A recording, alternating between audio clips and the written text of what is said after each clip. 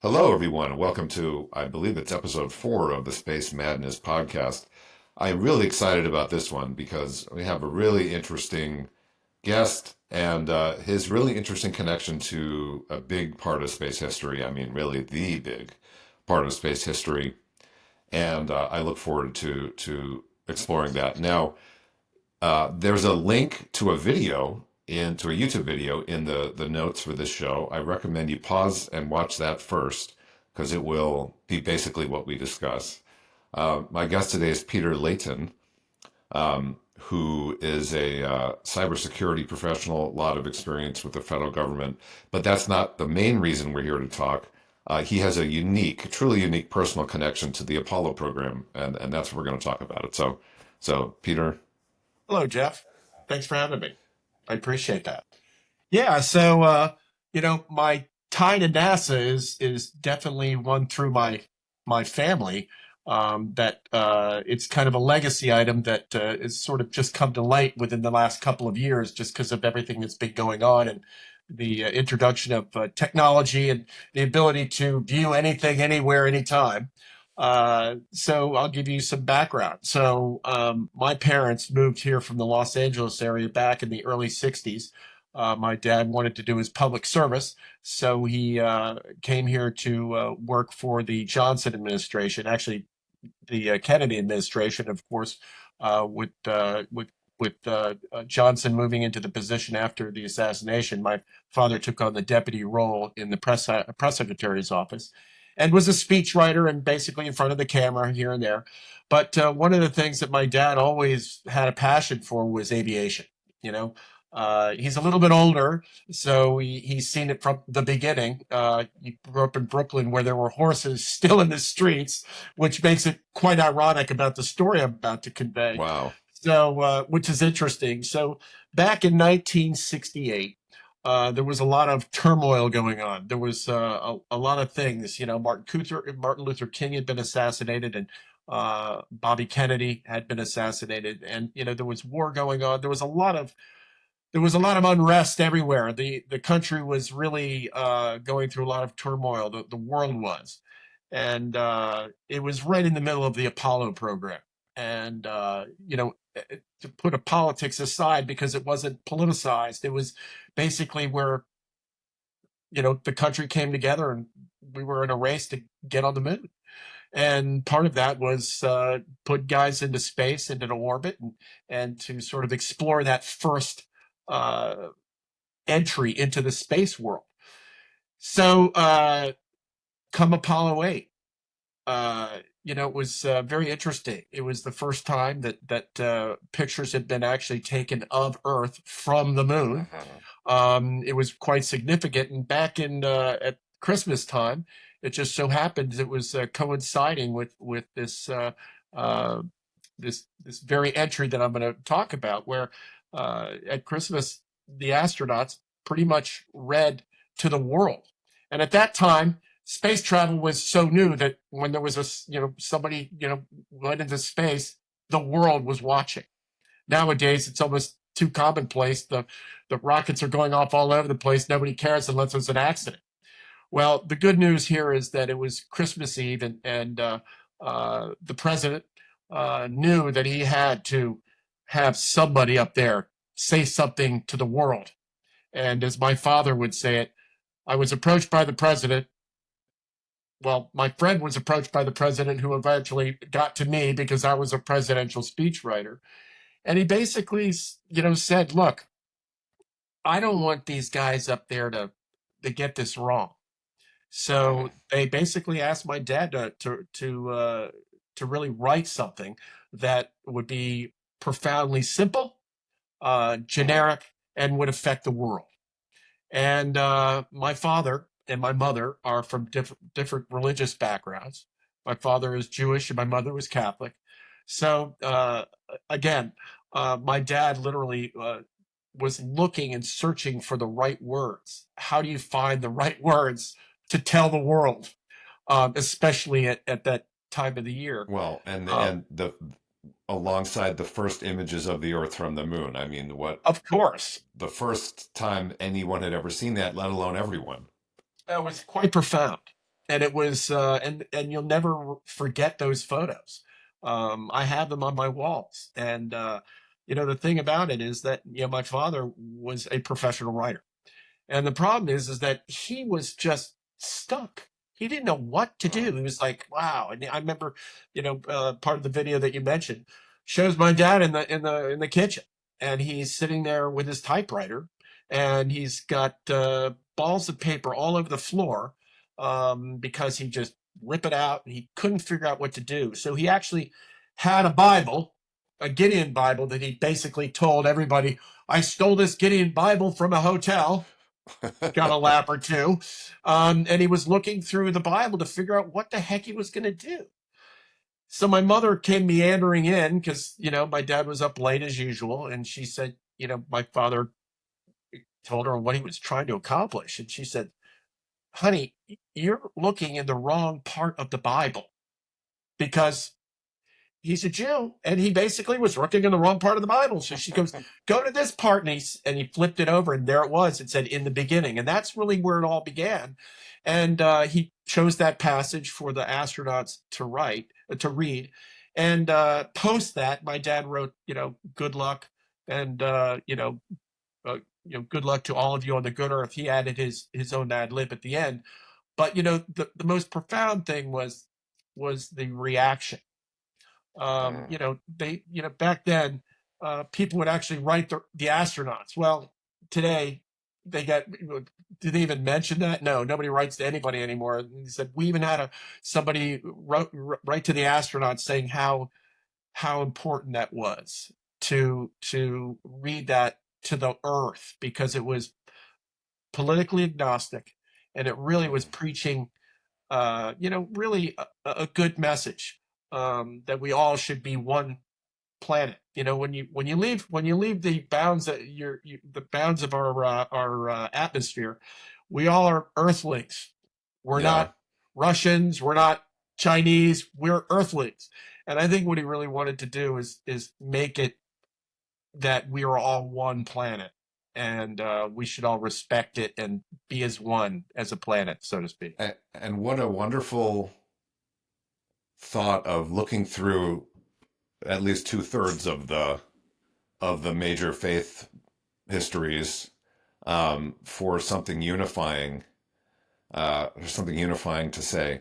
It reminds me, something that came to me earlier, while you were speaking, was that I recently read this book about the Vietnam War, a very, very long book, and it repeatedly pointed out that basically Johnson would go from Apollo meetings in the morning to Vietnam meetings in the afternoon, and back to back. And I took away from these accounts this profound feeling that at that time it was the best of America and the worst of America, uh, Absolutely.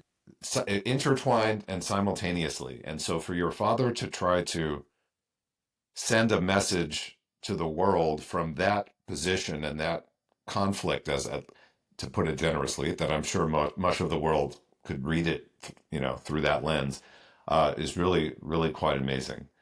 Now, Well, when you yeah, think about it, the people on the space station, what goes mm, down here on Earth doesn't translate there. I mean, the Russians and the Americans are in space. And I think, again, once you left gravity and you are in the confines of space, you're not segregated by territory. yeah, And I think we really need to step back and realize that we all breathe the same air. We all, when you would strip it all down, we're all anatomically the same. Yes, we have surface colors and we have different religions, but when you're up in space, you have one common goal, and that is to, one, do your thing up in space, stay alive, and it's a collective mindset. They're all yeah. there for really important things, you Well, know. I like how you said stay alive there. I mean, one of the things in just the handful of conversations I've had in this podcast so far is the reminder that a survival situation like that really brings out the best of us humans, and it brings out the same things in all humans, Absolutely. because those instincts just dwarf any differences we may have had in the last 10,000 years because those instincts are 10 million years old or longer.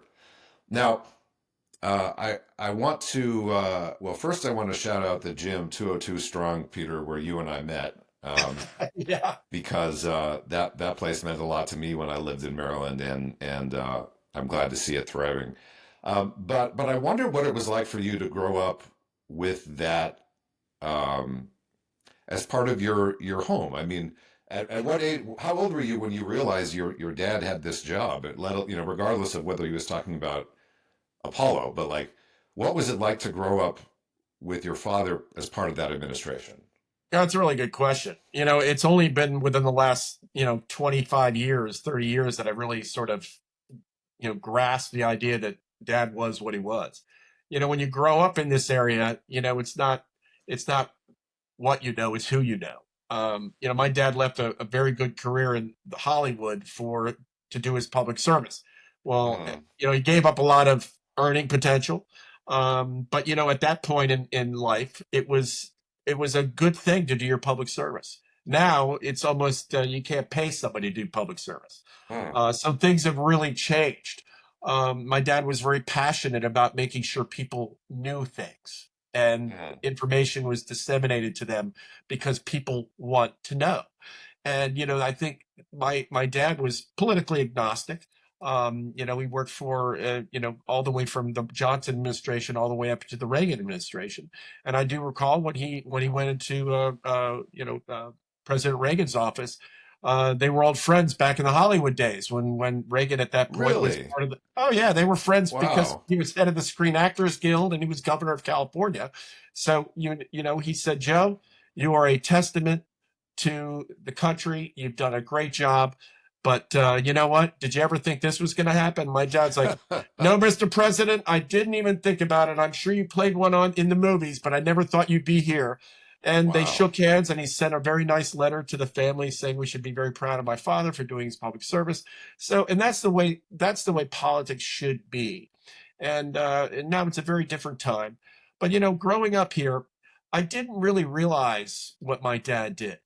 The first time I realized that things were different is I was at Bethesda Chevy Chase High School locally here, and I went into my government class, and my teacher was Mrs. Lynch. So I sat down, and my friends all sat down, and she went through the roster, and she looks at what goes, Peter Layton. I go, yes, yes, Miss Lynch. She goes, so can you tell us a little bit about what your dad's doing at the Treasury Department? And I was like, how did you know this? And she's like, well, we'd like to know this. And I'd like to know a little bit about what he did at the White House, at the FAA, and about everywhere else. And that was the first time I really realized it. And then, again, uh, what's funny about it is the next guy over, she said, Jim, I want your dad to put a box in our classroom because his dad was the head of NASA. It was Jim Beggs, and I was like, I didn't even know Wow. Jim's dad was head of NASA, but then again, he didn't know my dad was Secretary of Treasury. So again, my high school. Well, listen, as crazy as it sounds, um, I was watching TV years ago when all the floods were going on in Iowa. Well, up pops the governor. It's my friend Chet Culver, and he was in our class, and I didn't even know he was the governor of Iowa. But then again, I didn't know his dad was the senator from Iowa. Again, uh, when you go to high school, you sort of don't care about that stuff. You're trying to find out what girls to date, what are you going to do for homecoming, how's all that mm, stuff. And we didn't care about what our fathers and mothers did because it didn't sure. matter. Now we're finding out why we're all where we are today based on those things. So Yeah. growing up here I was quite insulated. Meeting a president was no big deal. Going to the White House, no big deal.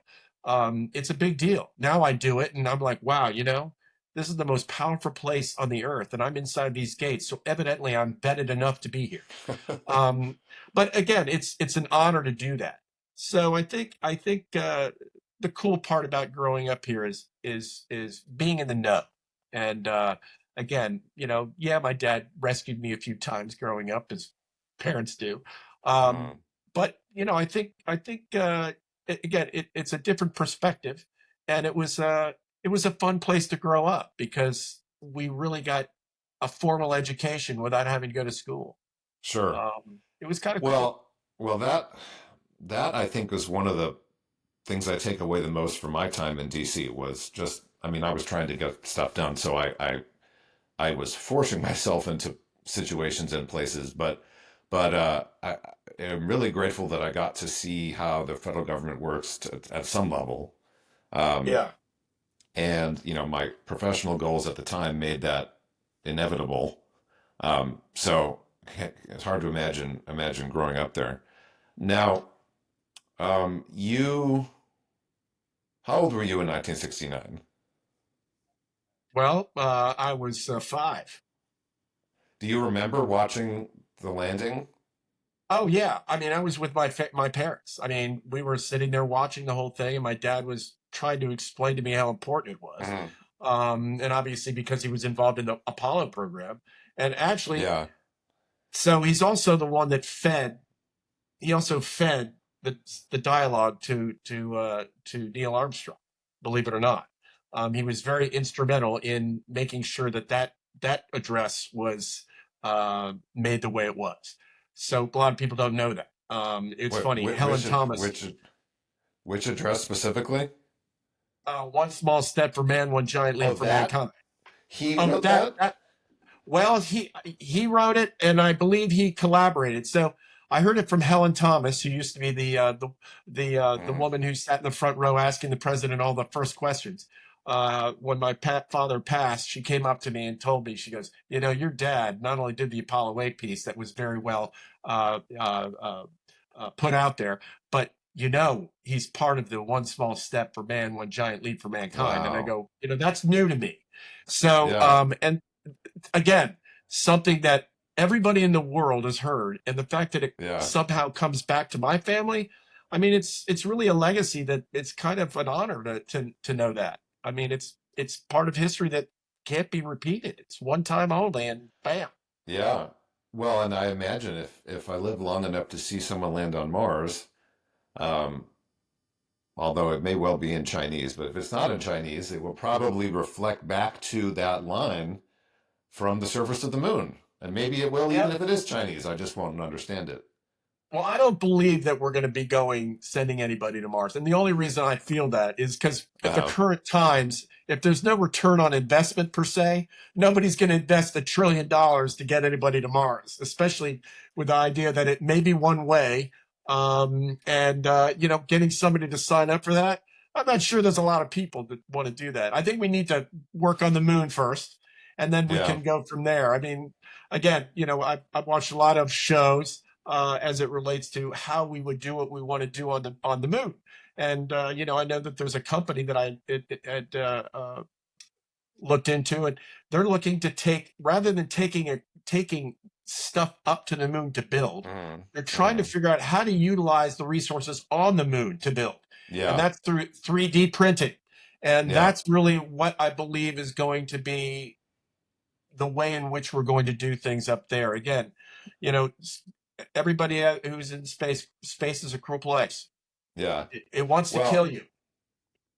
yeah, I especially like that line. I mean, once you leave the Earth, the universe is trying to kill you, and every day you stay alive is a victory. You mentioned using resources on the moon. I think that goes to an interesting conflict that, as a person experienced in federal business, you will understand intuitively that the major contractors don't want that because they want to charge for all the rockets and sending everything up to the moon, but that those costs rapidly derail entire programs, as we're seeing with the Mars sample return. Um, Right. so it's an interesting dilemma that NASA really, I think, has been stuck in for 20 years. I'm curious, when did your father pass? 2002. 2002. Okay. Yep. Um, I wonder what, if you recall, so that was before Just after Columbia. 9/11. Yeah. Okay. So I wonder what was what were his thoughts, having seen so much of American 20th century Sure. history? Well, it's funny you say that, because again, my dad was really was really he was born in 1914 in Brooklyn. So he was telling me about how horses were still drawing or were That's roaming the amazing. streets and there were no cars. And Well, for and a man to that's before the rocket equation. I'm sorry, not the rocket equation. The rocket equation in 1924, I think, that first showed that we could even leave the Earth in the first place. That's right. I think it's really right after. I think it's a couple of years right after the theory of relativity was invented. I mean, literally, Wow. we didn't know it. We didn't know it. There's a funny Yeah. comedian out there that said, if I went back in time knowing what I know now, I still know. I know it wouldn't matter because I couldn't explain how to do anything. Um, and my dad is the same way. He's like, look, the fact that I was around during horses and now I'm writing a speech for the Apollo program, it's quite profound because he would have never dreamed of this. And the fact that we did it in that short a period of time, always, and this is where your question is relevant. He always used to say, if we could get to the moon in 1969 from the time I was born, I can't even imagine what's going to happen in the next 50 years with the progression of new technology. I mean, he passed in 2002, so a lot of technology has advanced exponentially. I mean, you've got quantum coming, you've got AI. I mean, you've got a whole bunch of new stuff coming that's accelerating the way in which things get done. And he just said, I can't even imagine what the next thing is for all of you. Again, is it a Star Trek world we live in? Kind of. I mean, do we have hyperspace? No. Do we have transporter beings? No. But can they transport an atom from one place to the other? Yeah. Can we simulate wormholes? Yes. But is anybody willing to be the first guy to be in the transporter? I don't think Yeah. I'm going there. But Well, and so and yet we have such an interesting. I imagine your father would have been very upset to see the federal investment in science become a political issue. absolutely, he was Yeah. also part of the National Science Foundation. Oh. And he loved aviation, NASA, the science. He loved science, and my father was far from being a scientist, Mhm. but he also loved new technology. And he used to tell me, he said, that CD's been around since NASA. They invented it. The only Yeah. reason it's come out now is because we didn't want the Russians to have an advantage of storing lots of data in a little thing. Yeah. And I was like, really? He goes, yeah, there's a lot of stuff in NASA that we don't release because guess what? It'll put a distinct advantage to what we perceive as the bad guys.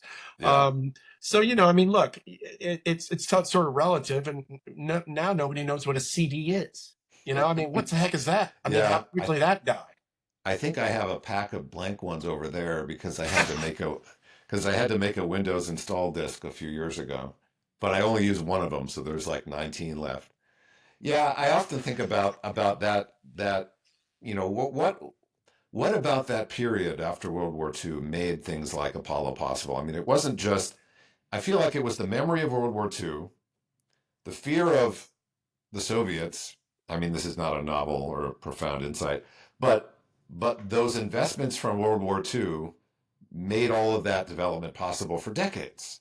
Right. And I remember I once had a meeting at the National Science Foundation in DC, and so I picked up a book and read about the history of it, and it was a deliberate creation in the World War II era, might have been right after, to consolidate and formalize all of the stuff that had to be done that was presumably disorganized during the war.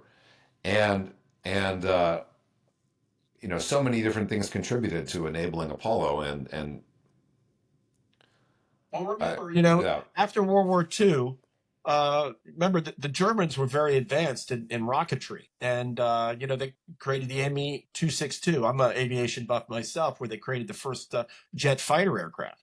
And it's also very interesting how our non-jet fighter groups figured ways to deceive the jet Mm, fighters. I mean, it's all about physics, right? So they could do things, and that speed was critical for the jet. But the P-51. I mean, look, it wasn't mm, a jet, but it did things that the jet fighter couldn't do. So they figured ways to combat it without having it. And after World Interesting. War II, we took on a lot of their stuff. Oppenheimer. I mean, Mm, again, after World War II, there was a look. We had to. Germany was broken down. What did we do? We took a lot of their technology and refined it because we mm. didn't want anybody else to have it, so we grabbed it and we perfected it. And so again, you know, sunsetting of the German regime at that point, the Nazis, there was a lot of technology that came out of it. And they were very close to perfecting it to the point where they could have won the war. But of course, the United States and all the European nations that were involved with us figured, listen, the only way we're going to choke these guys out is if we get rid of the things that fuel all that stuff. And again, people don't realize that when we took out all the fuel capability from Africa, because we won the Africa, we beat them up in Africa. They're the ones that created synthetic fuel. Mm. So people don't realize that synthetic fuel was invented by Germany. So what did we do? We took out all their synthetic fuel areas so we could eventually win the war. I mean, we won the war because they ran out of gas, guys. I mean, and and it was a global initiative, but that's one of the major reasons it happened. But we took all that technology and we poured it into the program. Now, why we had such a need to race to the moon and to space, that still has me puzzled. I'm Mm. still puzzled as to why we were all, after World War II, why we were not friends with the Russians. That's from a political standpoint. I Oh, don't know how all that worked. so so there's a great book that I think you really like called Dark Eagles, and it tells a story of the spy plane development of the 50s, and it has this. I now have two things I want to reference it from it. It tells a story of the very first thing that could be remotely called a jet engine that was apparently first conceived of in the UK in the early 40s. Now it was loud and didn't and blew itself apart, but it was recognizable as a jet engine. And there's a story in this book of I believe it's a U.S. Air Force commander early in the 40s in the West Coast somewhere that the engine had been brought secretly to the West Coast from London or England, and they were testing it. And imagine it's before World War II even, and you're presumably a middle age or older Air Force general, and you hear a jet engine for the first time.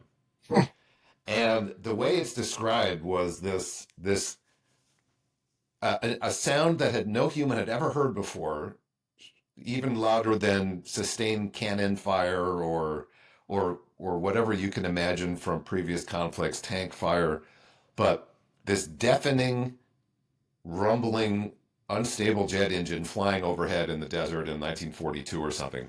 Um, and imagine even a senior Air Force person at that time, just the bewilderment.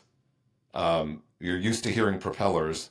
You're told something is coming along that doesn't have propellers. That alone is science fiction, you know. So just an incredible story. But this book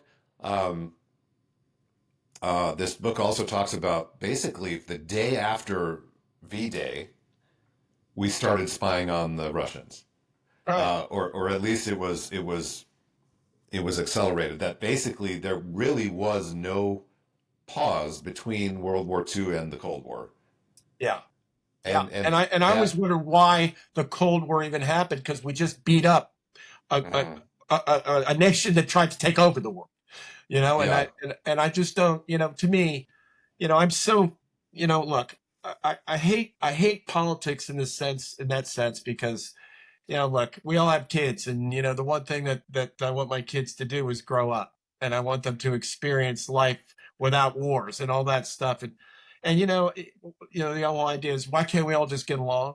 I mean, yeah, I think until the world is faced with a global issue, and global warming is a big deal. Unless a meteor is coming to hit the world and it's going to end tomorrow, I don't think the yeah. world's going to come together to try to fix anything, because it usually Well, takes a global disaster or a huge disaster for the world to come together. Look what happened at 9/11. I mean, the yeah, world came together, and but we also alienated people. Same with World War II. Again, we don't know what we don't know, because when those things happen, it's new. I mean, look, we had internment camps in World War II because we didn't know what to do. That was the yeah. reaction.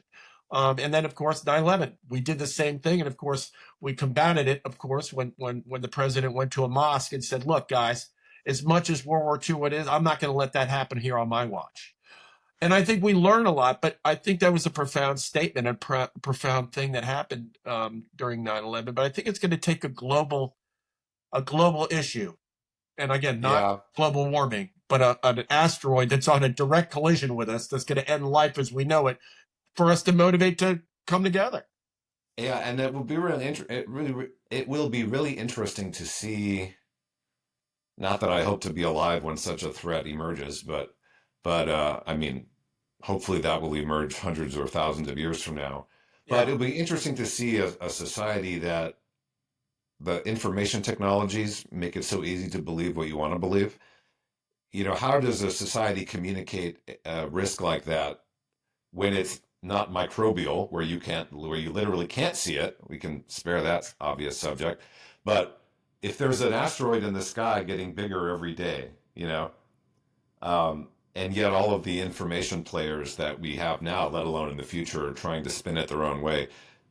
That sounds like a dystopian science fiction story, but I imagine something like that is inevitable. But I want to go back to I want to go back to the post Apollo world that your father reported on. I mean, Yeah. I did he you said he worked for Nixon? Yeah, he worked for Johnson, Nixon, Uh, Ford, and Reagan, and Carter, so and Reagan. wow.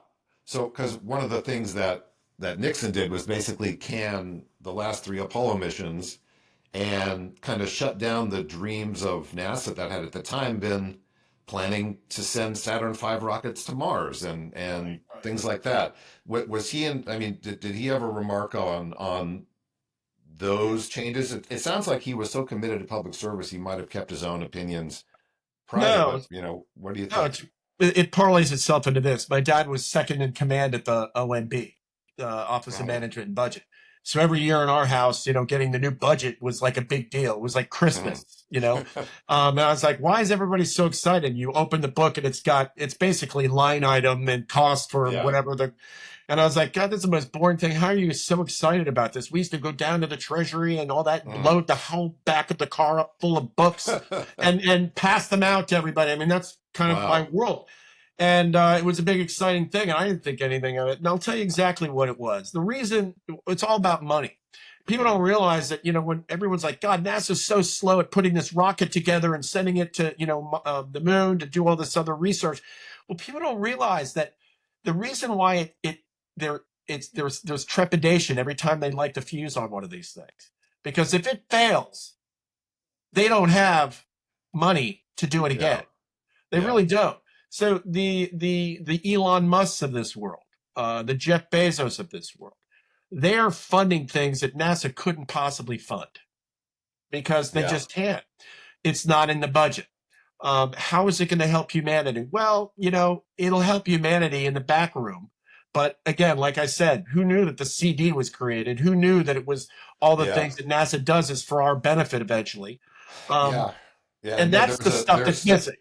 there's studies as early as the 70 economic studies that show the return 7 to 1 for every dollar spent by NASA, um, and No, it's all true. that kind of You stuff. know, There's a on the budget side. There's a famous story at JPL where when they were so JPL had a big role in Apollo, though it's not as well known Yep. because they were the first to land anything on the moon, I believe, and the first to transmit video.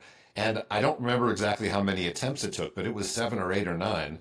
And first the rocket blew up in Earth orbit, and then it blew up on the way to the moon, and then the next one missed the moon, and the next one crash landed, and the next one landed, but the camera didn't work, and so on. Um, and every time the director of JPL would call NASA and say, "Hey, we need more money. It blew up. Okay, here it is." yeah. And Well, and that doesn't happen anymore. yeah, and one of my kind of existential fears for NASA in the very long term is that our 4 year election cycle really did not contemplate very large engineering projects at the federal level. I mean, that goes back to the Constitution. Um, at that time, the there really were not federal engineering projects. There were state marine projects and certainly infrastructure. But, we've seen in the last 20 years how NASA's stuck um, reinventing or rebuying the same wheel from the main contractors. And I don't know how you separate. I mean, this goes, Nixon did this, but I wouldn't blame even him for it. But by separating Apollo from, I'm sorry, by separating long-term space projects from uh, that that urgency, we've been limited in certain ways to things with things like shuttle and space station. One of which was bipartisan because of the service to the rest of the government. Although that was the plan for the space shuttle, although it didn't work out that way. And then, of course, the space station was built to um, to create work for all the people who would otherwise go build weapons and Right. nuclear technology. And so each of these major projects since Apollo have sort of had their own separate stakeholder set, and we really haven't surpassed that. Maybe we're getting there now, but we don't have an NASA administrator currently, and we're canceling Mars sample return, or at least that's the budget request. So, at the risk of oversimplifying, I mean it we really haven't done anything like Apollo since Apollo because the expectations were changed. Absolutely. I Yeah. mean, I think what's going to happen is I believe that we're going to try to there's going to be some sort of attempt at colonization of the moon. Mm-hmm. And even I mean, it's again, it's also becoming a little political. I read the other day that the Chinese are making a flag to put on the moon that's going to be made out of steel so that it won't, because they say all the flags that we planted are all, or they're either gone or the color's gone and you can't tell who Yeah. was there. And they're coming up with a flag that won't erode. I mean, Yeah. They won't okay, I fade. get Yeah. it. It's all about claiming your stake to a claim. And Yeah. I honestly believe that we all need to collectively, again, like the space station, work with this together. Look, the Chinese, the United States, and the Russians, and anybody else who wants to be in the space programs, because there's a lot more space programs than I thought in a Mm-hmm. lot of different countries. I mean, look, France has one. The Middle Eastern countries have one. Korea and Japan. They do, and you don't realize that they have these programs. We need to collectively put our political views aside and again advance science for the betterment of man. And I think Yeah. we're not in a position that we have to do that because there's nothing threatening us per se except for global warming, which half the country says yay, half the country says nay. I mean, we need to get some consensus as it relates to Yeah. the realities of what we're dealing with. Well, the interesting thing, China is taking the lead in a couple of interesting ways. If you look closely at what they're doing with their moon program, they are duplicating Apollo 1 through 10 almost to a mission. And they've added the step of deploying communication satellites on the far side of the moon that we didn't do. And just in the last few weeks, they announced a Mars sample return plan. Now that's pretty ambitious for anybody, but they perhaps in a troll sort of way announced that they'd be open to global participation. And NASA, I can say this having received countless emails about this when I still got official NASA emails. We are not permitted to work with China, and that goes back to the Wolf Amendment of I believe it was a 2012 budget, but it basically has prevented meaningful participation and will continue to do so. And one of the consequences of political moves like that is no representative ever wants to be the one to stick their neck out and say, yeah, let's work with China. Because even if the benefits are even if there are potential benefits, and I think there are, the risk of being blamed for anything that ever goes wrong ever in the future, is more than any one rep will ever want to take on. So Yeah. it gets to me to some of the bugs in our system that in a post World War II world where the U.S. was unquestionably the leader in everything, maybe they didn't matter. But I think some of these weaknesses are coming to light, and I don't have an answer. Yeah. But on long-term engineering goals like NASA's, they really start to add up. Well, political boundaries and physical boundaries, until you lift those and you start to collectively work together for the common good of man. Again, it's a pretty big ask because everyone's so territorial, whether it becomes religion, politics, and actually Mhm. physical land. I mean, look what's going on over in Ukraine. I mean, it's about land grab. It's about going back to the Yeah. way things used to be. The bottom line is we don't need to be doing that. And if you poured a lot of the resources that we pour into our defense budgets, I guess it's important. Look, um, you know, nobody is stupid enough to launch. We already know what nuclear weapons can do. And yes, it's always a threat and it's a deterrent. But because we know what they do, who would be stupid enough to do it? Well, unfortunately, we have people that are stupid enough to do stupid stuff because they just do it for the sake of doing it because they want to make a mark on whatever it is they're trying to make. Well, it's a really interesting point because if you look at Russia, Russia had a very capable space program for a long time, and it started to have successive failures.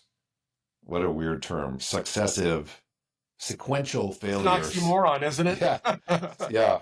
Um, when I was still working at JPL, and it really made me think about if you're a leader of a nation like Russia, um, I don't think it's controversial to say their goal is the restoration of something like the glorious Russian Empire. I mean, they've Right. said as much. But in the interim between that and now, Russia showed it could explore the solar system. It could meaningfully contribute.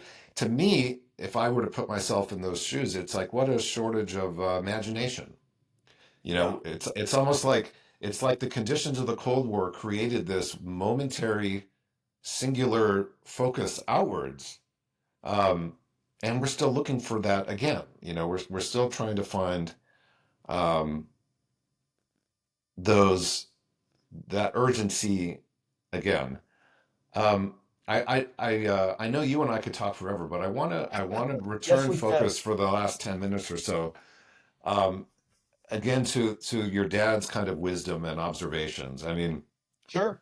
what would it was such an interesting role he had in not just participating in government but communicating it. With that Apollo speech just being the one example. Um, what are your thoughts?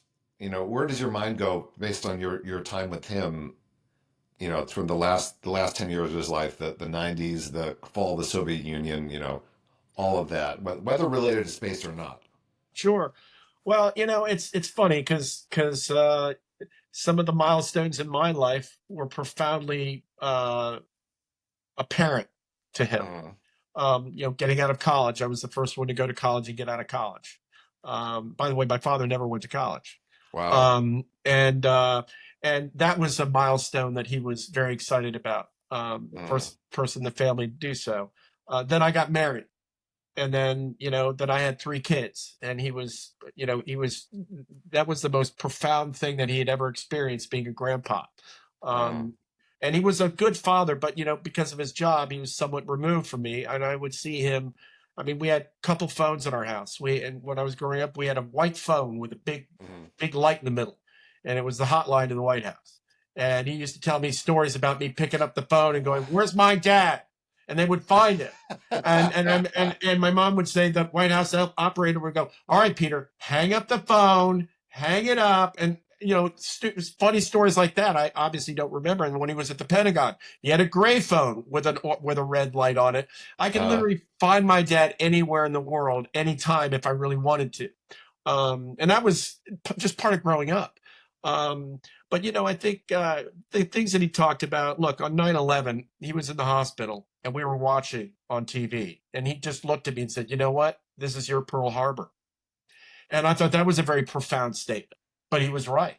I mean, we were experiencing an attack that we'd never experienced before, just like at Pearl Harbor. It motivated the world to do something, and it Mhm. motivated the United States to do something. The only difference, my dad says, is the people we're going after don't wear uniforms, and they're not a country. They're an ideology that doesn't like us.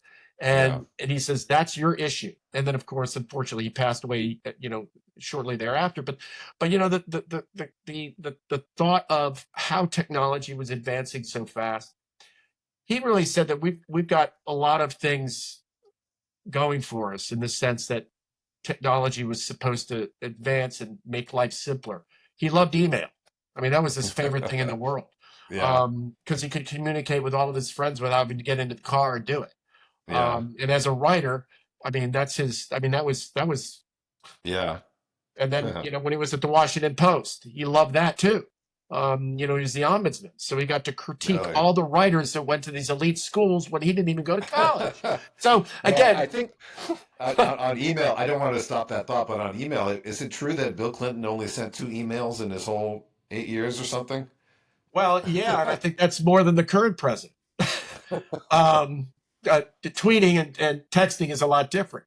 Look, lots of things have changed, and but I think the one thing that is still the same is that when things go awry in the United States, we do come together, and that's unfortunate because I'm a firm believer that on a global basis, people just want to go to work so they can send their kids to college and then retire. I mean, I hate to simplify life that way, but when it comes down to it, there's a lot of things that go into when you start and to when you finish. And I think everybody really wants to be successful, but I think what it comes down to is the simplicity of it. We complicate so many things, Yeah. it throws a tire iron into a lot of lives. And the simplicity of going to Mars. Well, I'd love to go to Mars, but again, I think everything is driven by the almighty dollar. What is it going to do for us? If I Yeah. spend $1 trillion, what am I getting out of it? And look, until they can monetize this and they can Mhm. figure out how it's going to pay for itself, I don't think we're going to be sending anybody to Mars. Yeah. That's just my You personal know, opinion. and that's there's such a weird sort of circular reasoning that can easily be a trap, which is or a trap or an opportunity. Like, every dollar that's ever spent on space exploration paid a human salary on Earth, Yeah. or it propped up a stock price, but in theory, still by paying a human family on Earth. And when it comes to government spending priorities, there's always something that's going to cost 500 billion or $1 trillion, um, and I don't think it would cost $1 trillion. I do think 250 billion is probably Yeah. a realistic number, if you want to bring someone back. But it's such an interesting debate because the government spends well more than that every year, and we have a historical example of the benefits the society can accrue when they do something that big. Um, You're right. but like we've been circling around, the urgency barely existed then, and I've read at least that there was a lot of pressure to cancel it all in 1965 and onwards, for cost reasons, and it was really the legacy of JFK that kept it going. Um, Well, and so if proactive science is very yeah, important to reactive oh, science, and I think I yeah, and I think COVID is a perfect example mm, of not leveraging. Well, listen, I honestly believe that the quantum computing mhm, is going to be one of the changers. AI is going to be one of the game changers as it relates to proactive research in biomedical and yeah, virus, whatever. Bottom line is that we need to continue to do that. And when you start stifling the money that goes towards proactive things, it puts everybody at risk. Because yeah, again, I think what we really need to understand is that reactive things, when you could foresee things. Again, people don't plan to fail; they just fail to plan. So I think I Yeah, think yeah. we really need to invest a lot of money into science and technology, and like, look, the least paid people in this country that are the most critical globally are teachers. And I don't understand how and why we A- don't invest more in education, And because guess and what? grad Hello. students and Well, grad students exactly. who teach science at the college level and do a lot of the lab work.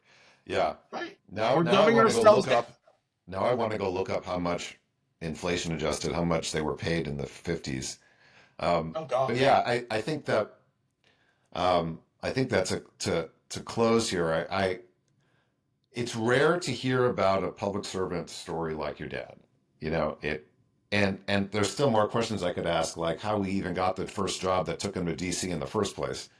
Um, Oh yeah. I but mean, there's a story in everything. I yeah, mean, I didn't even know my dad, and this is what I heard, is my dad won the Pulitzer in '46, and he never told anybody, because he was a war correspondent, in the wow, Pacific for Reuters. And I didn't even know that. I'm still trying to verify. But bottom line is, he didn't tell anybody because he yeah, had zero ego. I mean, his job amazing, was to be the guy that made, well, he was the guy that made the guy above him look good. I mean, sure, LBJ loved my dad because, he made him look good every single day. But he also, ripped into my dad a few times when he didn't want to rank the president. And what my dad said disrupted the entire stock market the following day. And that's in Colin Powell's book. And, again, my dad was one of the co-creators of the White House Fellows Program.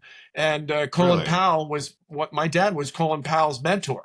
And if you read his first book, there's 4 pages on him, is and he describes my really father as, yeah, he describes my father as one of the true patriots, that of the original founding fathers. His mentality. Again, my dad was politically agnostic. He wanted to make sure is that the public knew what they needed to know. is there a book about your dad? No, not at all. But I do Seems have like all the information about him. Listen, I'll put it this way: my dad had been working on his book for oh, 15, 20 years. And uh-huh. I remember the day that my dad said, yeah, my doctor gave me Ritalin. I finished it in a week. So I've got the whole thing. It just Really? hasn't been published yet, but Wow. I'd love to self-publish it, or at least get it out Yeah. there. And Well, again, his writings let's are great. let's talk about that offline because Okay. I have a book deal now writing a book about about doing business with NASA. And it's with a business publisher. I don't think that is the right publisher, but maybe we can find it. If you have all this material, I mean, Ew. that is amazing. And it sounds like your dad, one of the reasons I wanted to do this episode with you is to tell the story. And it sounds like there's a lot more to tell. He's not as well known or appreciated as he should be. And I feel like the appeal that your dad has to me as this statesman slash communicator patriot, I think there's a lot of people now who would like to recall those times when the person could function that way in our government. Well, So I want to say thank you for his service. Um, let's continue that actually offline because maybe I can help. right. Um, And and he again, was known as the ultimate survivor in Washington politics, because as a Democrat, transcending Republican uh, environments was not something that happened. I remember when he was at the Defense Department and John Rumsfeld took over, he got rid of my dad. And 2 weeks later said, "Get Leighton back here. He's the only one that can handle the press." And he obviously doesn't care if I'm a Republican or a Democrat. He gives the wow. information. And that's again what my dad would do. And I think unfortunately we are not in a time where that happens. The red and Well, blue should come together. Compromise is important. maybe we can tell the story even broader and remind people of that. I think It that needs is to be. the theme to end our discussion on today. We're all Um, Americans, man. yeah, yeah. Well, You thank know. you. Hey, I'm sure we could keep going, but sure, Jeff. let's respect the audience and Sounds great. yeah, thanks again. All right, Jeff. Take care. Looking forward to getting together You again. too. Yep.